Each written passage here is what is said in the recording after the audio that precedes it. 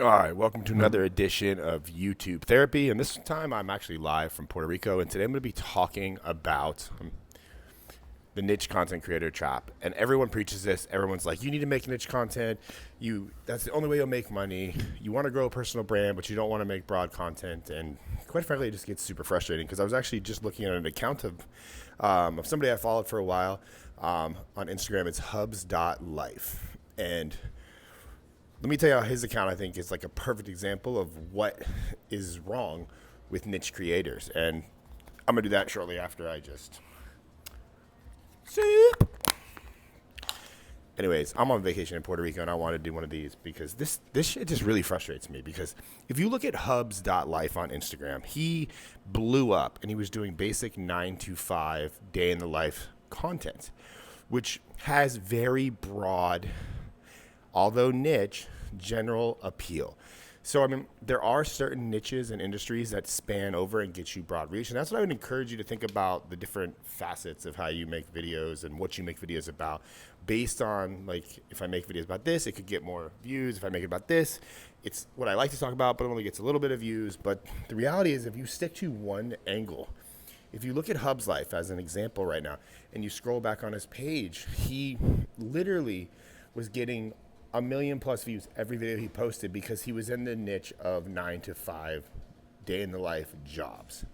And that was a big niche. And that also has a very rabid niche. But now he has garnered a big enough following, became successful in his niche, and his personal, he changed. As in, well, he doesn't need to work his 9 to 5 anymore. So he goes out and starts being an actual influencer and creating day in the life about that. And his followers are rejecting it. He just posted a video saying he doesn't understand why he gets so much hate. The writing's kind of on the wall. Like, your followers only want you to succeed to a point. But if you decide to change or break that norm, which is exactly what niche creators are, is they are limited by what they call like a TAM, or a total applicable market. Once you hit that upper level, and Hub's life crushed it. He became one of the biggest niche creators in that space. But then when he decided, hey man, I kind of want to change my life. I want to better it. I don't want to work this 9 to 5. I'm going to do the same thing I'm doing, but now it's not about the 9 to 5. It's like his audience is kind of rejecting him. Now, albeit he's getting a lot of views still because he got so big. But I'm sure he wouldn't be making videos like that if it weren't for the fact that his views were tanking, or he was seeing way more views back when he was in niche content, when he was doing the day in the life of 9 to 5. So he's probably wondering himself, should I go back to my 9 to 5? Should I fall back into this trap that niche content puts me in? And this is an extreme example based on the fact of, like, even if he just stayed in there, he's getting a lot of views. He's growing really, really rapidly. But the internet rejected him as a day in the life of an influencer now because in their opinion, there's a lot of those. It was good that he was staying wholesome and he was staying true to his 9 to 5, and a lot of people related to that. Now, wherever you are in your content creation journey, if you're listening to all these idiots tell you to make niche content, and I call them idiots because they are, they're going to put you in a trap. They're gonna make you hate your content and hate your life generally after a few years. Because if you do it good and you grow a niche following, yes, you can grow a following and you can make more money in the short term by doing this. And that's the trap that people fall into, because if your videos are very clear and concise and like, I sell this for this specific person at this specific time, you're going to make more money in the short run. But the way the internet's going with the suggested algorithms, and like all of the platforms are like this now, you can make those videos as well as all the other personal-based videos that you're probably sitting here afraid to make because you're like, well, these aren't really in my niche. I don't really know what to do here. Why should I make a video talking about my daughter's obsession with Labubu's? Because that doesn't fit my niche. And the problem is you need to stop thinking short-term. You need to start thinking long-term because in the short term, niche content, excuse me, it's still early in the morning and I'm on vacation. And I'm in beautiful San Juan, Puerto Rico, staying at the Vanderbilt Hotel. And I wasn't going to do one of these while I was here. I was going to check out per se. And, well, that didn't happen. Always thinking about working or always having an opinion. But in the short run, if you focus on niche content and you sell a product or a service, you can get more clients, more customers quickly. But over time, let's say the market shifts, and your product or your service isn't as hot anymore. And this is the perfect example of like similar to what I've always sold, which is short form content services in my agency. Like 2 years ago, like we were like one of the only people on the block. If I would have been making, and I never did make these videos because I always looked at the longer term. If I made a lot of videos about short form content and doing this, do these text boxes, here's how you do this, I would have gotten more views specifically for that. But the reality is those views don't lead you to money. They just lead you to a burnout and a hatred of your own content. And I say that because of this. When you make videos and you're forcefully making videos over and over about things that are ultimately become unfun. Like, I'm really good at making videos go viral on short form, but like making a video about that doesn't excite me. What makes me, doing these YouTube rants, kind of, YouTube therapy rants excite me, but not these, here's how to, that text to use here to make a video go viral. That shit doesn't even work anyways, but you get the point. I would be boxing myself into specific types of content to please a specific type of audience, but in the end, that audience wouldn't be there. If I moved away from that, they're going to reject my move. And you see this all over. It's why you have people, like literally we're seeing crash outs of all these major YouTubers and Instagram influencers because they've been making niche content for so long that now the algorithm isn't showing their stuff unless they, it's more suggested.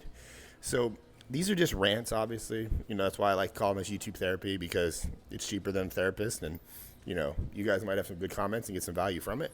But if you find yourself like you're in this trap right now, what videos should I make? You can never go wrong making videos as a person. What personal things am I interested in? Because let's say that you're niche, and in Hub's life case that I was just referencing, he doesn't have a 9-to-5 anymore. But he has still him. So he still has a core loyal audience of people that like him. He's going to see a dip for a while, but if he pushes through, it's going to come back up, because he needs to identify, because the followers ultimately, they'll come for like a product, or they'll come for a value-based video about, underwater basket weaving, and then you'll get some followers there, but they're truly staying for yourself. And one more example before I wrap this up. There's a gentleman here, his name's Ryan Fisher. He runs Chalk Performance Training. He's a friend of mine. We've done some videos together. I did a podcast with him. He was trying to really wrap his head around this whole stop making niche videos, because he has a very specific workout program. It's a full body workout program. He has a massive app all built out around this, and it's crushing. He's got tens of thousands of members, and it's doing really good. But he was wanting to grow his personal brand a little bit more, and not so much always talk about the full body training and all these different things that he, did originally to get him there. And this is the niche content creator trap. This is where most people just keep forcing themselves to go, and you end up eventually hating the content.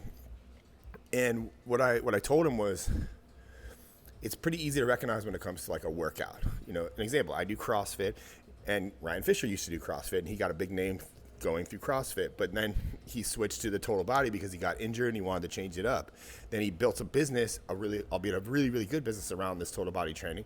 But I was like, dude, you can still talk about that, because that's what you do. That's who you are as a person. But you can also show your lifestyle. He travels a lot. He paddleboards. He bikes. He lives in Orange County.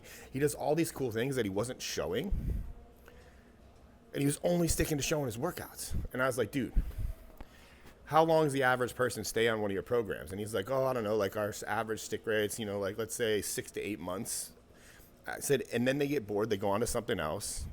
And then that doesn't mean they want to stop following Ryan Fisher, but they'll stop following Ryan Fisher if he doesn't, if he keeps talking about a workout program they have no longer any interest in. So if you keep making content about stuff that they're interested in, let's say your travel lifestyle, your thoughts on nutrition, your thoughts on, business, your thoughts on this. If you start branching out your content to all these other things, then they're going to be constantly reminded about Ryan Fisher in some way, shape, or form. Maybe not always, because the algorithm's going to suggest them what they're interested in seeing. But they're going to consistently see Ryan Fisher's name. And let's say they leave chalk training and they go 6 to 8 months and back to CrossFit. Then they get hurt again. They're like, oh, got to go back to chalk training. Or they maybe think about something else and they'll be like, oh, what's that workout program that I did? Oh, I can't remember. But then your video pops up and they're like, oh yeah, chalk performance training. So that people need to constantly be reminded of you as a person. They're ultimately buying you as a person, and they're buying all your flaws, all your personal things, all your authenticity. And if you're truly not a personal brand, if all you're talking about is one singular thing and a niche, And that's where I think the industry is really, really fucking confused right now, because they're like, you need a personal brand, but you can only talk about the fact that you like whiskey tastings. It's like, no, that's just one part of you. I only said that because I'm in a bar and I'm looking at a bunch of whiskeys, and albeit I'm on vacation, it looks really good. But the bar here is open until 1 o'clock, and I'm going to hike the rainforest today. But, you know, even still, I think more people that focus on niche content creation are going to, well, one, it's going to be really hard to get started now, because a lot of people are focusing on niche content creation, or content specifically around very specific things. And yes, you might see some short-term results doing that, but ultimately at the end of the day, if you look at Hub's life, if you look at like my friend Ryan Fisher, if you look at, I have so many examples of this, and you see it happening all the time. Like, people are literally having breakdowns on their Instagram talking about, I want to change, but I'm locked in, and it's happening. And it's going to continue to get worse. The more established you are as a niche content creator, the harder it is to switch and change. So you need to kind of suck it up and realize that, look, I need to do more personality-based content into my brand and start branching out, even if it tanks, even if people don't like it, even if it brings you a lot of fucking hate. And that's the thing. Most of you are too afraid to share these things because they are going to bring you hate. Their opinions. People, they get mad. People don't like everybody's opinions, but other people do. It's a 50-50 split. For every 10 people you piss off about your opinion, you're probably going to gain 6 to 8 that like your opinion. Maybe it's even 50-50, but I don't know. Either way, you got to start sharing your opinions and the stuff that you're probably afraid to share. Because at the end of the day, people buy you. They buy you as a person. They buy you as a brand. They like people. And with the rise of AI and where we're going, people are going to gravitate towards people and in-person events with people and community. And you don't build that by being a single specific person in a single specific niche. That you may get a few people attracted to you from that, but they're not going to stay. And that's what you need to worry about. The internet is a long-term play. Personal brand is a long-term play. And it's not actually personal if you're not actually sharing personal things. So with that said, that's it for YouTube Therapy today. I may be back tomorrow. I may be back. I'm on vacation. Today is Thursday, and then I come back Saturday, and I may start back on these every day next week. But that's the whole point of these. They're here if you want them. Leave me a comment below if this resonated with you or if you have any questions. And yeah, peace.